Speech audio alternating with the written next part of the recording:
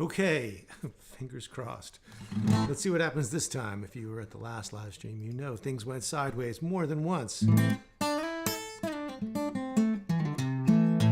So, hopefully, I did my thing. I troubleshot, I rebooted, I made sure everything should be working. Seems to have been a camera issue, but who knows? I am a much better guitar player than a cameraman. If anybody's ever read that great book about Southern music called Rhythm Oil, I'm blanking on the guy's name. Stanley Cowell, maybe? No, that's somebody else. Anyway, I can't remember who wrote it, but Rhythm Oil, great book of essays, and it's sort of a new journalism thing. Like this guy traveled with the Rolling Stones and, sort of would embed himself in the culture of whatever he was talking about. And so there's this piece where he's basically hanging out at the home of the pianist Finus Newborn. And Finus lives with his mother and his wife, I think. And at some point, someone asks, and he was a genius piano player.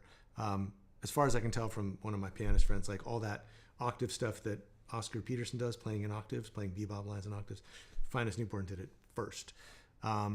And yeah, it's pronounced Finus, not Phineas. He had a brother named Calvin who was an amazing guitar player, Calvin Newborn. Anyway, someone asks Finus to do the dishes, and he's sitting on the couch without moving a limb. He says, "I'm a piano player, not a dishwasher." Which doesn't work so great around my house, but I can definitely say in the studio, I'm a guitar player, not a cameraman. I'm also apparently not much of a graphic designer because I was looking through this earlier today, and for the life of me, I don't know what happened to model solo number 3. I don't know why it's not in the PDF. There's a heading for it, but there's no model solo. So I will rectify that when we get into the arranging month. I'll have a model solo number 3 that incorporates all of the ghost notes and stuff. There's tons of exercises here today to work on, but it would have been nice to have it all folded into a solo. For the life of me, I don't know what happened to it, and I didn't want to delay the session any longer by trying to discover its whereabouts in the ether. So when we get to arranging in a couple of weeks, I'll make sure that I've corrected that by including a solo that includes all the stuff we'll be working on today. So on with the show. Let's get into ghost notes. Now, the reason we're going to do this today, it's not in the model solo's not in my PDF. Let me see.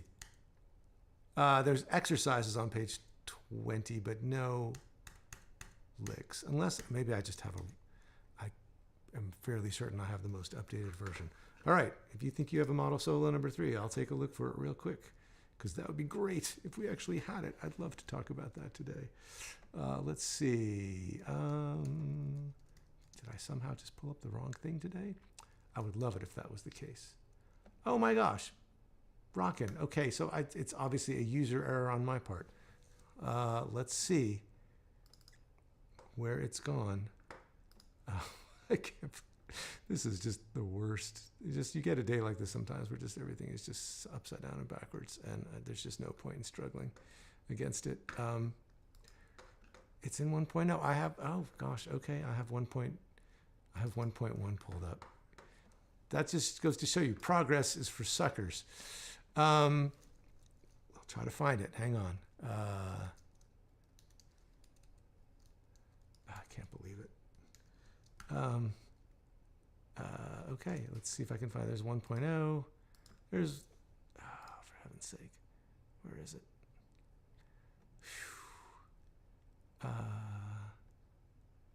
What the what? Yeah, okay, everybody's got it but me. Terrible. Just terrible. Let's see. I'll just try to keep looking for it here.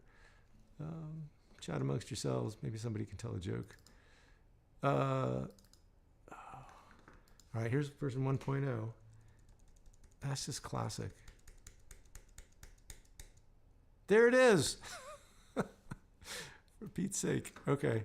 Let's see. Let me A/B these and see if there's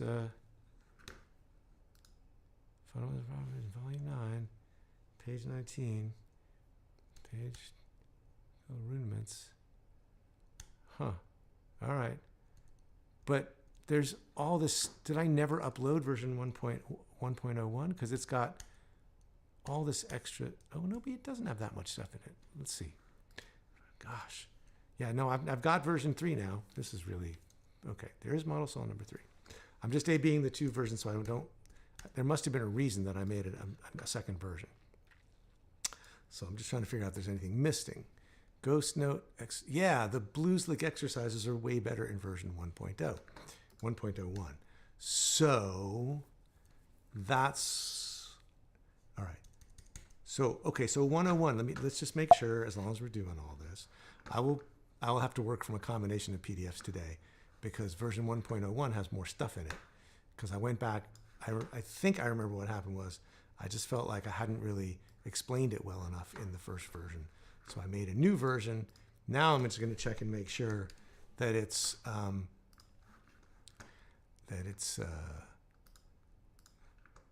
posted, and you can get it if you want to. If you're new and this is your first live stream, I'd like to say that this is unusual, and I'm usually way more organized.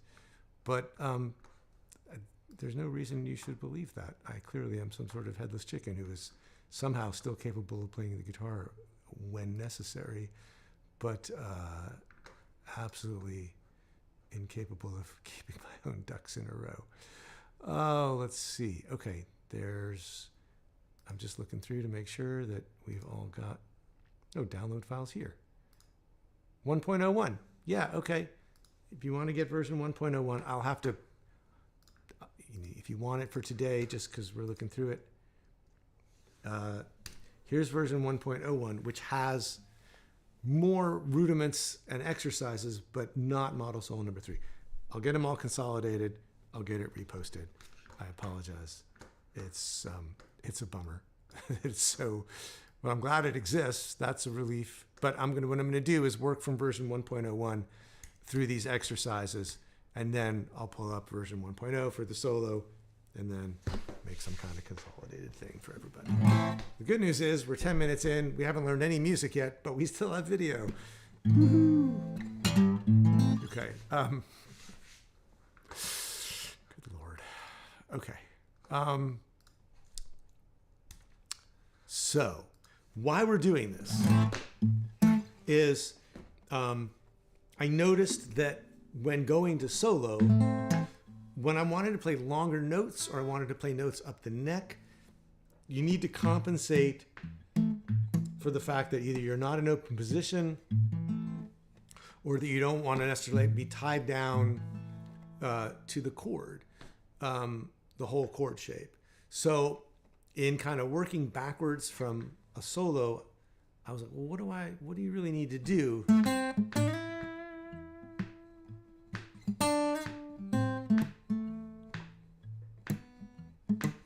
Right? What's keeping the bass going while those sustain notes are happening on top?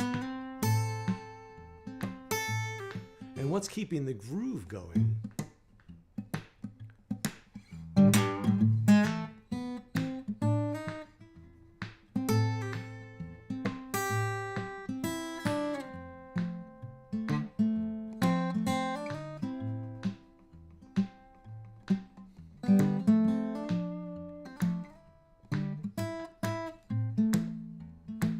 Right? Because there is an issue with, overplaying or just like playing notes to make sure the groove keeps going. But are there ways you can just kind of maintain the pulse and the feel without necessarily playing licks? And so we're going to look at that whole technique today. This is one of those things that comes with a caveat, which is this is kind of an advanced technique, which is why it's coming at the end of this month. And this may be something to only slowly work on and fold into your playing. So take it with a grain of salt. It is one of those techniques that can be very sort of maddening to work on until it just kind of clicks into place. And that can take any amount of time. So I'm just going to start walking through this. I believe both version 1.0 and version 1.01 are still available.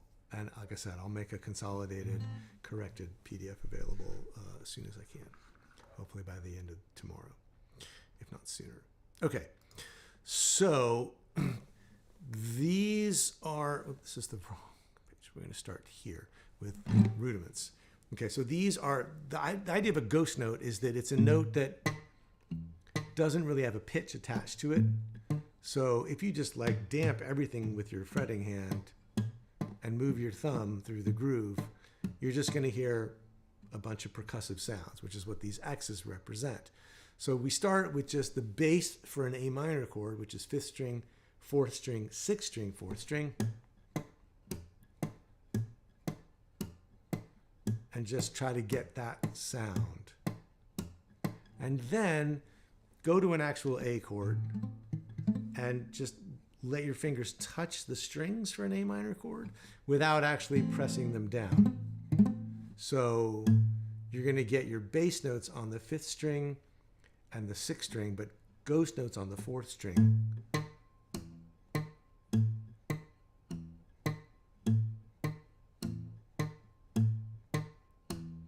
And I'm palm muting, so I'm getting, you know, some of the bass. But the idea is you're getting what in some kinds of music is called the 2-beat feel. Like if you think about the tuba in a Dixieland band, or like, you know, an oompa, like, you know, like some sort of like cliched, I can't even think of the words. Anyway, like just that kind of like, right? The bass is going, you know, it's halftime. You're hearing bass notes on beats 1 and 3 only, really, and this is just percussion filling it in. So here we're going to have the index finger also playing. You're still like damping the 4th, 3rd, and 2nd string. So you're going to have index finger playing ghost notes on the 3rd string. So now you're going to hear, first let's start off with all ghosted notes. So just lay your hand down if you want. And you're going to play 5th string, 3rd string, 4th string, 3rd string, 6th string, 3rd string, 4th string, 3rd string, right? So you're still getting this. And then on the offbeats, jug band. Thank you. That's what I was trying to think of.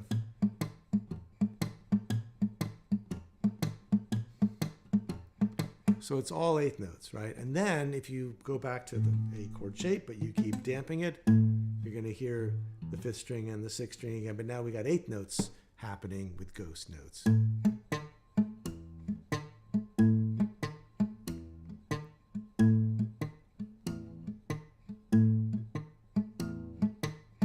Like that. So next, I mean, that's right here, right? So next, we can sort of syncopate the groove by not even bringing in the index finger until the end of 2. So we have and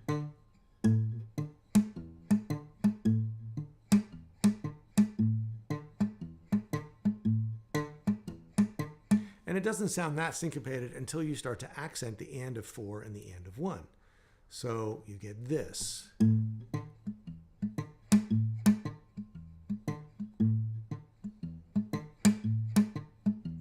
Just by trying to make those notes a little louder. And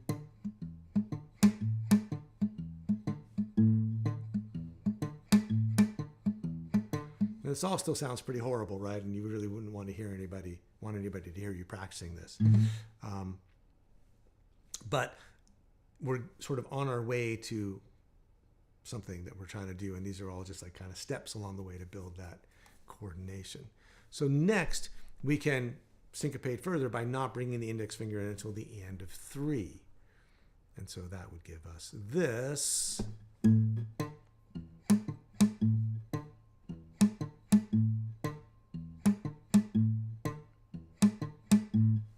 then we're going to try to accent those too, again, on the and of 4 and the and of, well, we're going to take this idea from here and just do it in the first measure. So come in on 3, emphasize the and of 4, and then we're back into all of this stuff up here emphasizing the and of one and then continuing on. So we get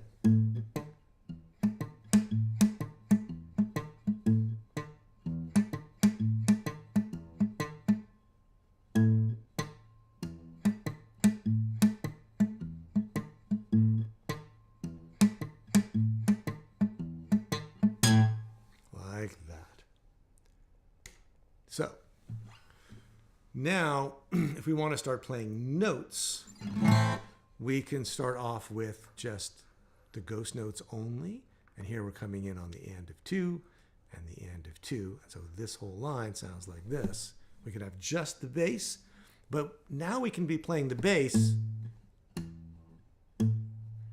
and we don't lose the groove, right? So you could pull it back to just...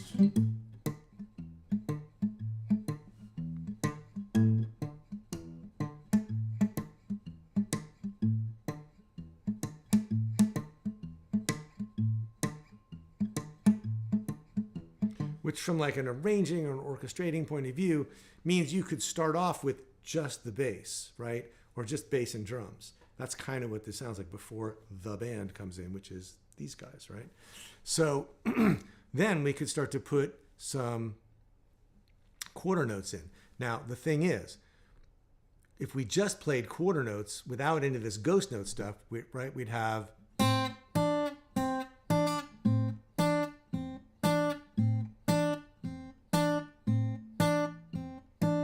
which doesn't sound great. But if we're laying those quarter notes over this groove, now instead of this, it sounds like this.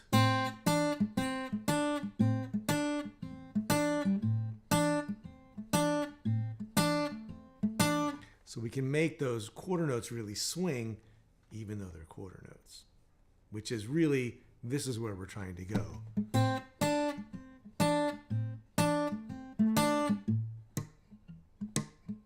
So the second line is 4 bars where we're playing quarter notes with a groove, and then we're just playing the groove. So it sounds like this.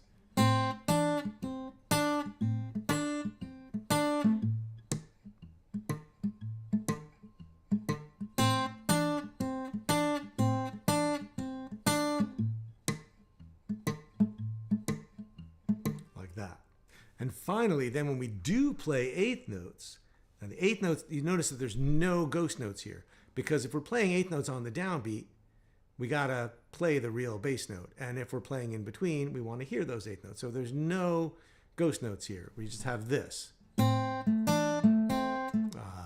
me try to play it accurately.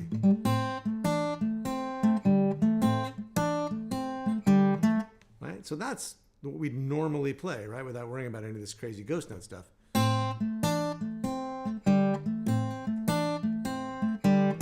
But what if we want to leave some space? Then we can go back to bass and drums, right? Just the groove here. So we'd have this.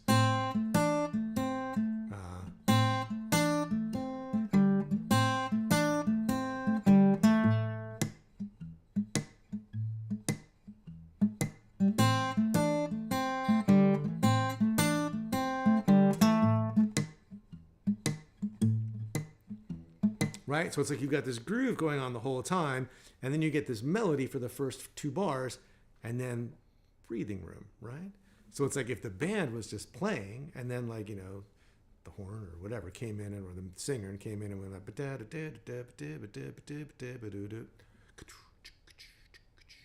right? And just kept going.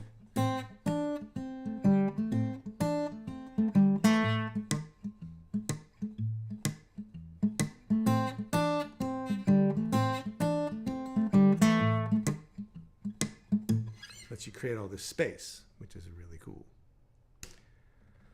So here are some licks, some exercises to like play, in the first case, quarter notes over a groove, right? So, or really you could think of these almost like half notes, right? Because you're going to have on beats on 1 and 3, you're going to hear this blues scale going up like this.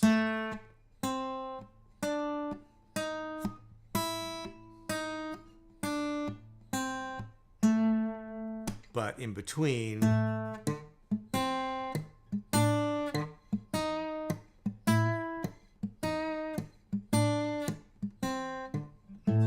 right? So instead of hearing just this,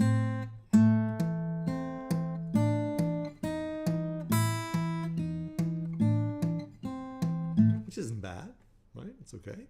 Well, we could have this instead.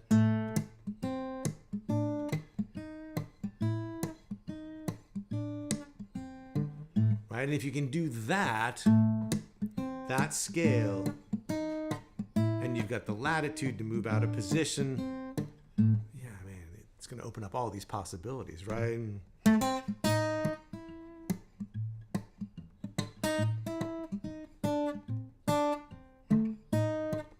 It's just 8 half notes and quarter notes.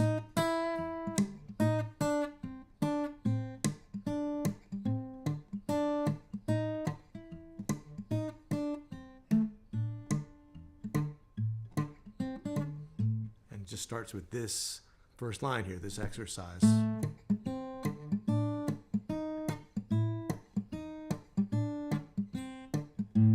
Like that. So then we could have mixed 8th notes and quarter notes. And notice there's no damping here, like no ghost notes in the first measure, a little bit of ghost note stuff here, no ghost note stuff here, and a very little bit of ghost note stuff here. So here, without the ghost notes, we have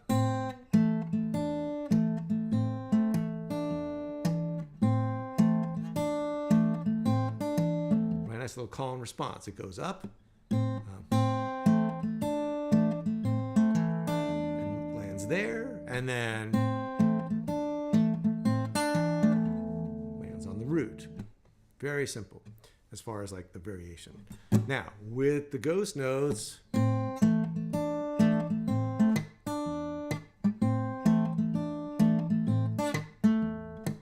right? So when we have solid 8th notes or quarter notes, there's no damping necessary.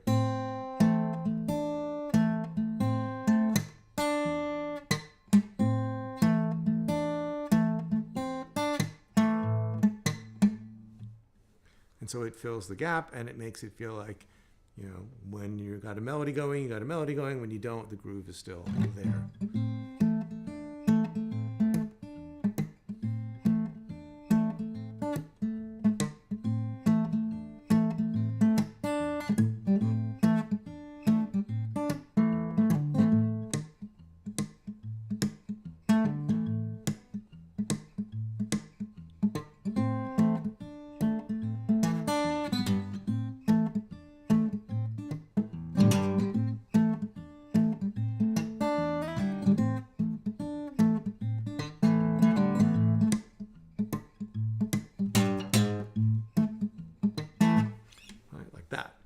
Now, we haven't talked about resolutions in a long time. If you've been around a while, you may remember we talked about that a bunch. At a certain point in some of the improvisation lessons, it's in some of the earlier volumes of fundamentals of improvisation. But this is the idea that phrases resolve. They start at the end of one measure and resolve at the beginning of the next measure. So in this case, the lick we're talking about resolving is this one right here, which if you wrap this around, you're going to hear this phrase starting here and then resolving here on one end. But if we start right on the one end, we have this.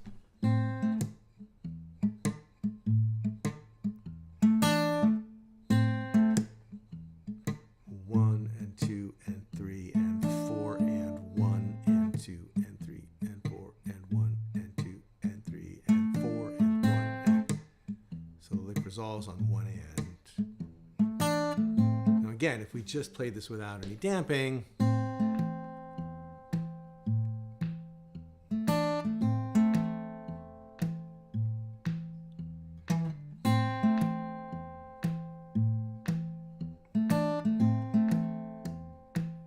it's okay. You don't get much of the swing feel. You definitely don't get any of the sort of percussive quality.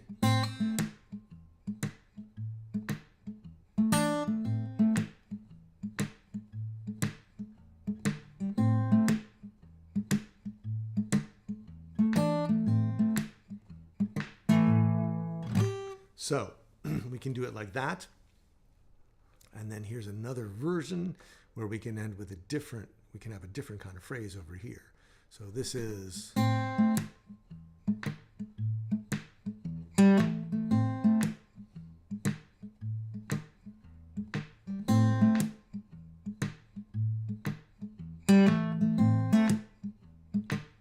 Same idea, just a slightly different lick. So again, here's similar phrasing, but we're going to go up to the 5th fret and have just a quarter note, followed by very similar kind of lick on and 4 and. But then on the downbeat, we're going to have this slide up to the 5th fret. So...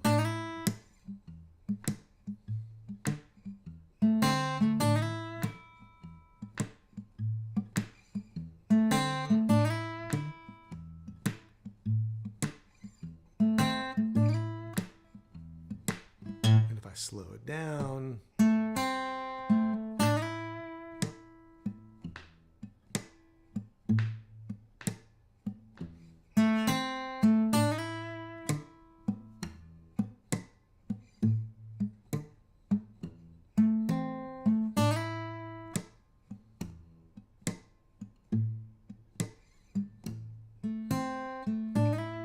Like that. And then finally, here's a longer resolution, right? This doesn't really come to rest until the end of beat 3, right? So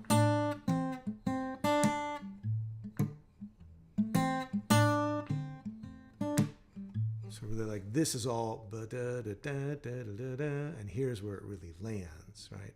And then if you repeat it, you can hear that landing over and over again. 1, 2, 3, and 4, and 1, 2, and 3, and 4, and 4, and 4, and 1, and 2, and 3, and 4, and.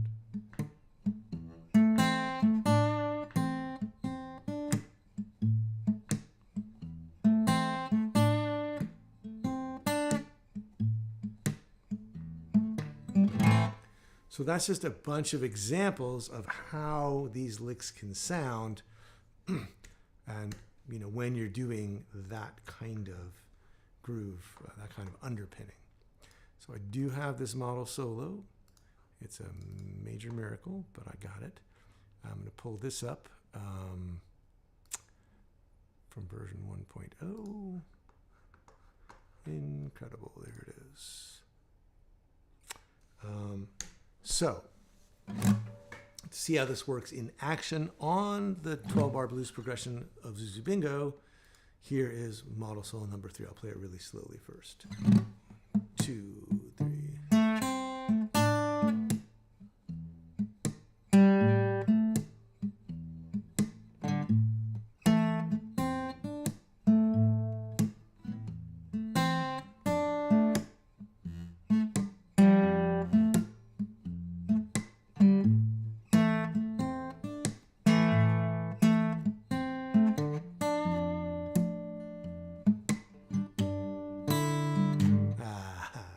Here's from line 3.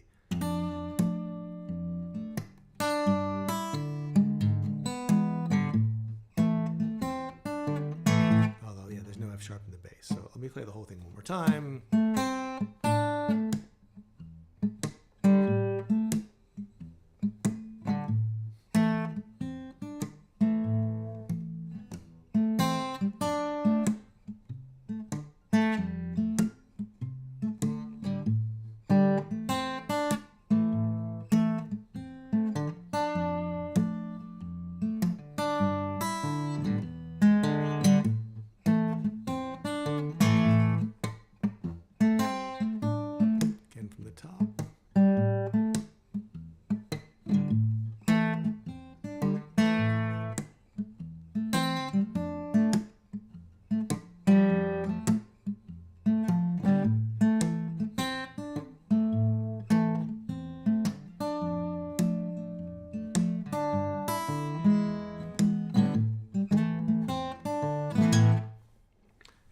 Just noticed this needs a slur and this needs a parentheses, right? This note's held over.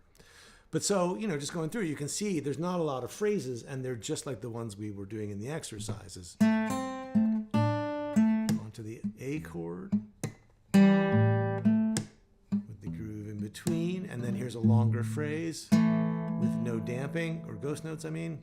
Until here, now we're killing time until this pickup phrase where we go to the F chord. And so that's just, you know, eighth notes and then ghost note stuff. There's the F bass.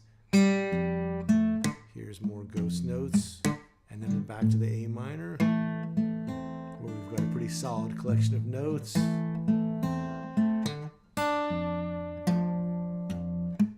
And so since we're holding down this note on top, we're going to play the full F bass note on beat 2 rather than ghost it. And then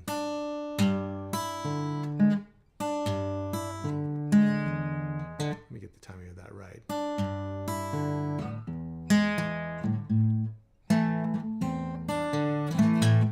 So that's how it gets folded in.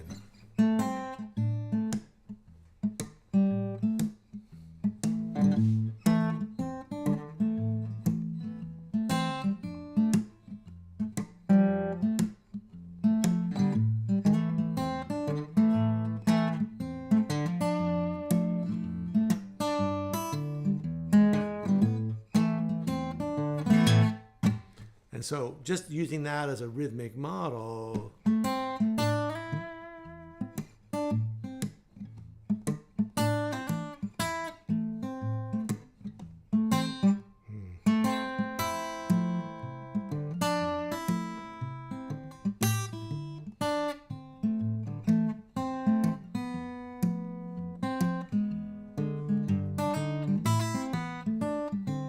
know, you could do other kinds of stuff. So that's the gist. I saw some questions and I want to make sure I have time to answer them. So let me start with William. With quarter notes, you're holding down all your fingers of the chord except for the finger fretting A on the G string. Let me see.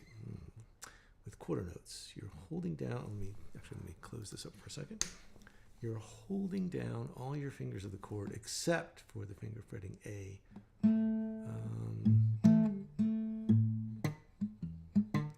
Well, let's see. I mean, I'm holding down, I guess I'm really just damping on the 4th and the 3rd string.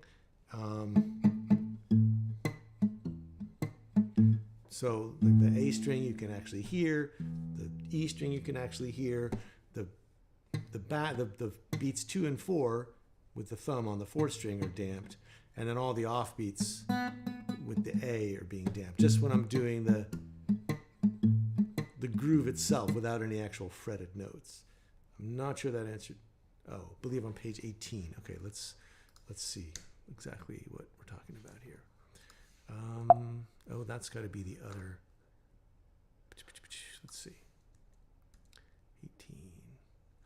18. Let's see. If you're talking about this line, the index offbeats, then yeah, I mean, I'm damping beats, strings 4 and 3. So I can hear the bass notes. And then by the time, I guess there's no actual fretted notes on the 3rd string on this page. But then when we get to here, then yeah, we're going to be holding down the whole chord for those melody notes like here, and then relaxing the grip. So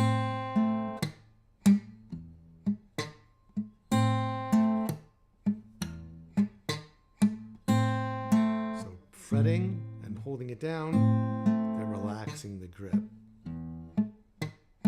Like that. Let me know if that answers your question. Okay, next. Rich, when you're playing up the neck, you just keep your first finger free to deaden the strings you're ghosting? I think so, yeah. Let's see, let me think about how I do it.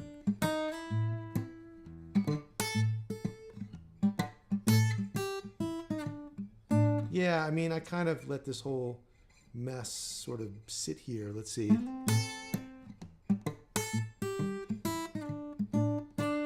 It's, it's sort of like this. It's like, here's the pinky playing the note that I want, and then everything else is kind of sitting here in a bunch in the vicinity of the fourth and the third string.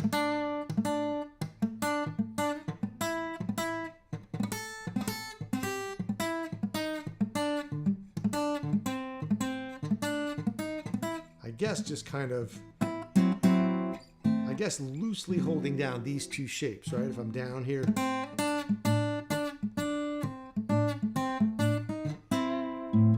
guess I'm sort of thinking about this A minor 6 chord.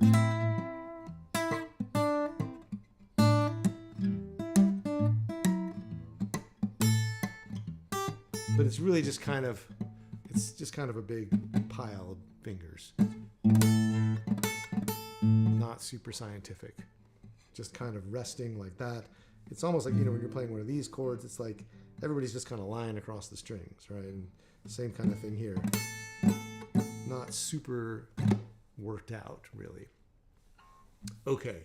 Again, not the most satisfying answer, but let me know if that comes close. Okay, good. Rich, how about the E7 in the last line? If it has, how about if it has G sharp in the bass? Yeah, sure. Let's see.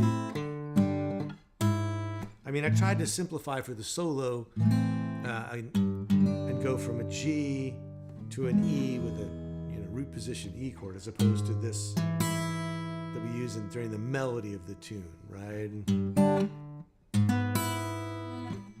But sure, I mean, let's see, going from F, let's see, so F, yeah, you got to watch out for this open G, right, because that doesn't sound so great, the G sharp and the G. In the immortal words of Tinsley Ellis in a completely different context, that doesn't sound too hip. So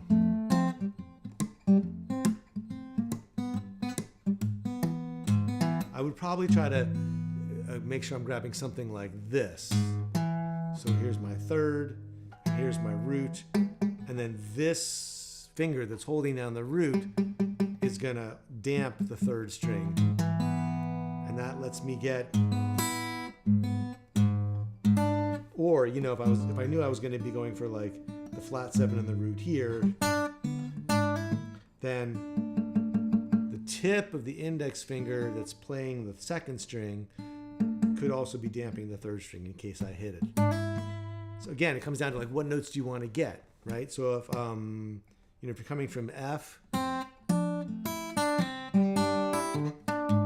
you know you want to be playing stuff like flat 7 and root of the E chord, then that's probably the way you're going to do it.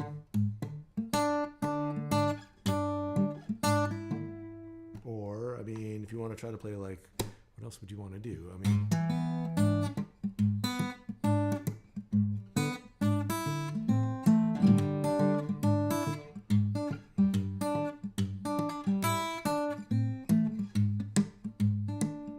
yeah, I mean, you could sort of practice doing the third and the seventh and the bass.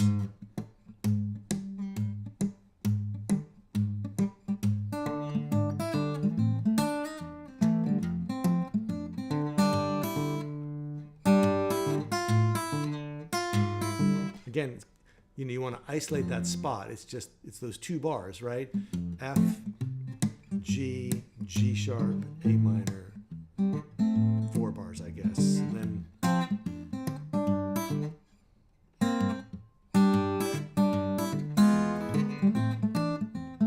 now, if you're going to go for that note on top, I think I would want just the E in the bass. I mean, that'd be great, but it's awkward. So.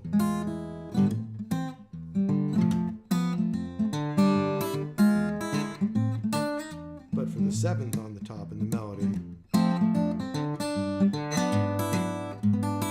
you could grab this, 3rd, 5th, flat 7, and make sure you damp the 4th string. But you could also be going from here, let's see.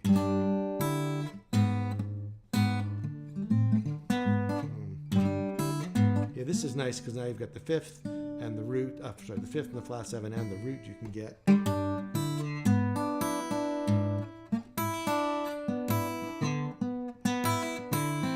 So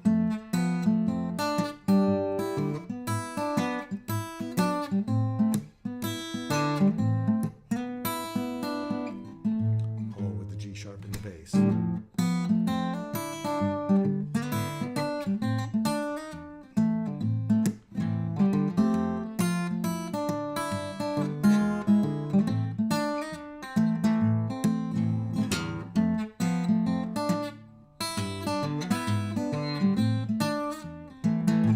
A bit of a tangent, but yeah, that's a couple ways you could deal with it, getting the G sharp in the bass if you wanted it.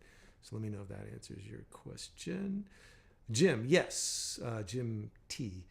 Yeah, basically that's the idea, is to kind of get this, you want to get that kind of underlying kick and snare thing going, maybe even like an eighth. I mean, the eighth note is, I mean, that's the cymbals, right? That's like the hi-hat or the ride cymbal, but just having that,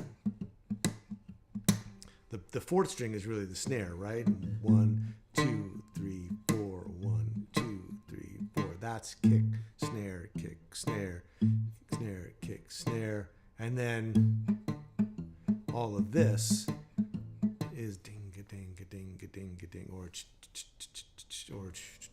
you know, whatever. Like when you get that eighth note stuff going, now you've got the shuffle feel, right? Because you've got you got that swing eighth feel going on. I did not know Tinsley Ellis made an acoustic record in 2024. That's very cool. Check that out. I bet it's really good. That guy is a cool dude. Okay, William again. Do you sometimes play a chord where some notes are sound and others are ghost notes, or do you alternate between entirely fretting and letting up on the entire chord? Yeah, I mean, it sort of works out that way, right? If you want to get the sound of the chord, it's asking too much to try to damp some notes and not others. That's why, let me see if I can pull this up. Is this what I'm on? Am I on this guy? No, I'm not. Excuse me. Okay, different tab. This guy. That's why you see something like this, where all of this is, there's no ghost notes, right? So for this one measure, right, we're holding everything down. The bass notes are sounded, the eighth notes and quarter notes are sounded. But then here, when we get to here, right? So you're grabbing, if you know, I'm sure you could work it out, but it would be more work than it's worth. Right? You don't need to worry about that. You basically are like, well, if I'm playing quarter and eighth notes, I'm going to mostly hear all the notes, except in that case where we're having like a string of quarter notes. Right?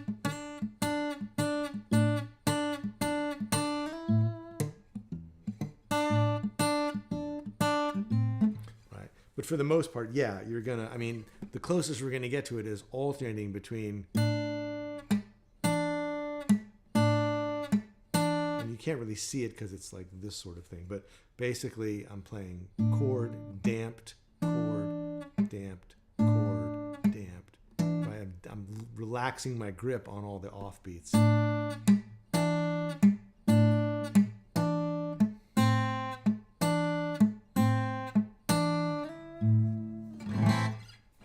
Okay, so okay, it sounds like that kind of answered some questions.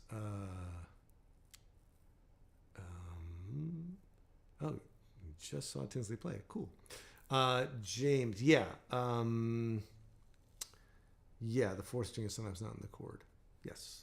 All right. I mean, like I said at the outset of this lesson, I know this is a little esoteric, right?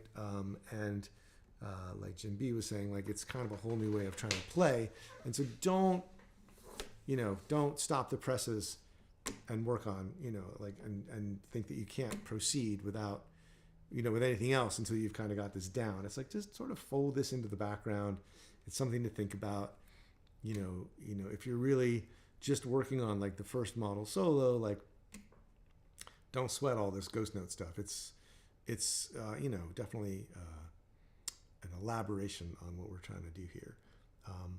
But I wanted to do, and I have been doing, including some of this stuff in every improvisation month, because it has inadvertently become like an integral part of how I deal with improvising and with getting that groove going.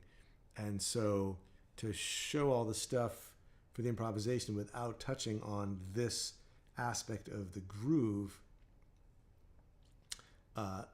is kind of unfair, because a lot of the sound that I'm trying to demonstrate has this underlying ghost note situation.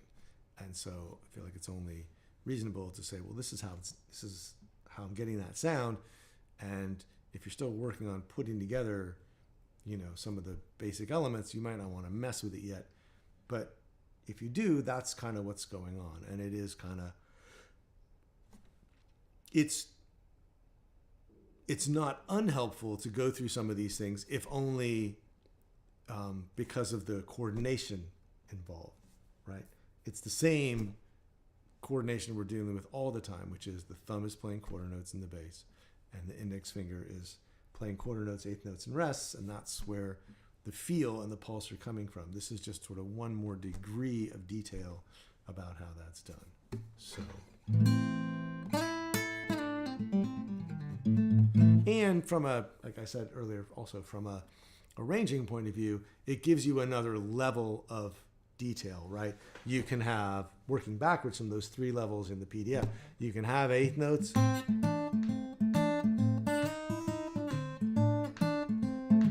you can have quarter notes, and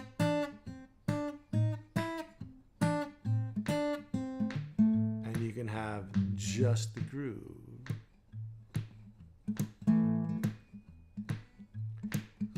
And that's particularly helpful when you're going to do, for a vocal song. Like I was just writing out some of the accompaniment stuff earlier for the song we're going to do this spring. And, one of an accompaniment is another thing I never really thought about a whole lot until I had to explain it. When we started talking about accompaniment in here, I was like, oh, right, yeah, like what am I doing when I sing? And it's a lot of just, it's a lot of just the thumb, and then just maybe some of this ghosting stuff.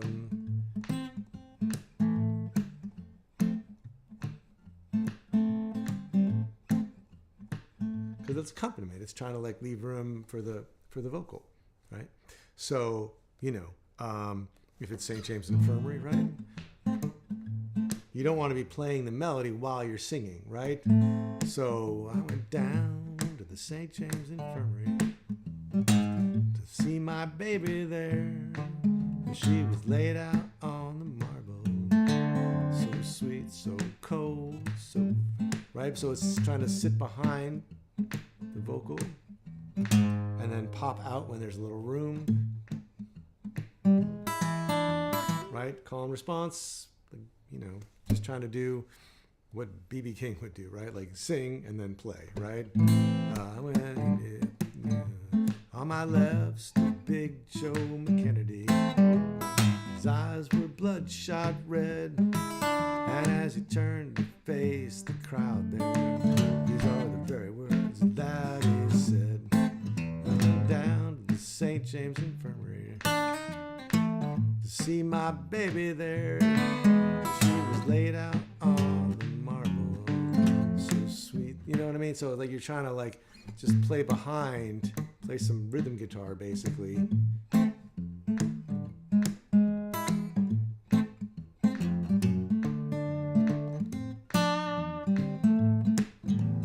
then you can go into like, the melody or the solo or whatever it's going to be.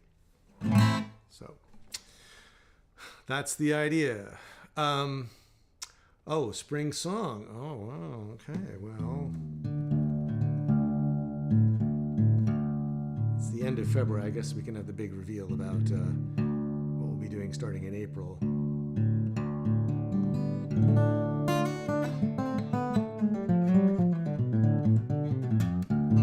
We're going to keep doing alternating thumb.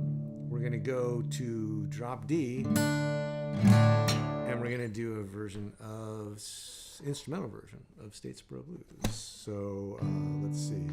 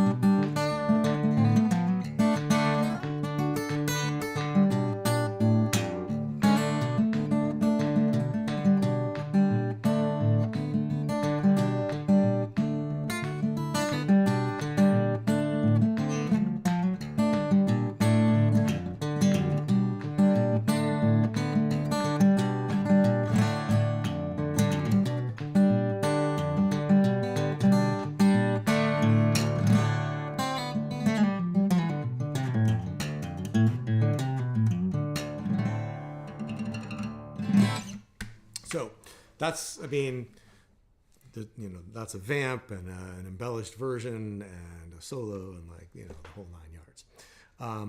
It was a tricky song to arrange, right? Because there's really basically the Blind Willie McTell version. That's it. Everybody does it like him, except for the Allman Brothers, who just turned it completely inside out, and it doesn't sound anything like. They basically just used the lyrics and played a 12-bar blues.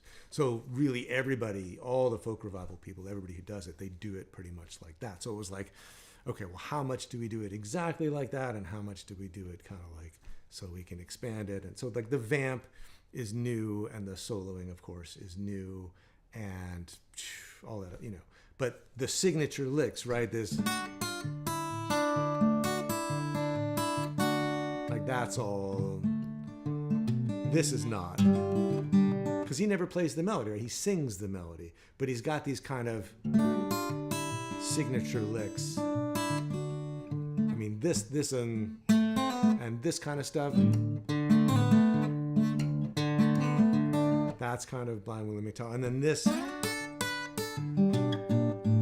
That's what he does behind the vocal. So it's kind of this synthesis of what he's doing on the guitar and what he's doing on the vocal, and then we'll go ahead and do our own thing with it too, because he plays for 8 choruses while he sings, and we're not gonna there's places you can go to get here's exactly what he did, and on the 12-string guitar and all that stuff, but we're not gonna worry about that. We're just gonna get a cool sounding version of the melody, and then we'll do our thing with it. So that's what's coming. I'm pretty stoked about that. I believe we're going to also, we'll also revisit another drop D tune from the archive, and then, have some orientations and all that kind of stuff. So that's all coming up. But before we get there, we're going to do a month of arranging. We're going to work on arranging Zuzu Bingo in more detail, and then we'll get into Statesboro. So that'll take us through the spring. So lots to cover. All right. Well, thanks for being here, everybody. And again, sorry about the tech issues earlier. I really have no idea what was going on, but it seems to have been stable for the last hour. So yay. All right. No live streams next week. You got lots of time to go practice. Stay inside, stay warm. And we'll be back. I think, let me double check. I think there is 1 month. February is funny, right? Because it's so short. So let me double check and see if we are coming right back, or if we are. Oh no, yeah, We're actually, yeah, I forgot, March starts early. We are actually going to do the first Zuzu Bingo arranging lesson next week. So we will have live streams next week after all, because I'm going to miss the next, there's 1 week, the 13th. There's not going to be any. So we're going to stream on the 27th and the 6th, no stream on the 13th of March, and then the 20th. So that's the story with that. Also, last minute, anybody who's in Colorado in March, let me see what date it is. I'm doing a live workshop with John Knowles in Arvada. When is that? That is the 16th, I think. Yes, Sunday the 16th. I'll be doing something with John. I'll be posting about that tomorrow, probably. And we just lost the screen. Okay, well, anyway, yeah, just a couple live things coming up, and if you want to know about them, I'll be posting about them in the newsletter. And yes, I will post a repaired newsletter, a repaired PDF for today. Try to get that done by the end of the week. And that's it. The camera's acting wonky, so yes, I'll post about those events, and see you all next time.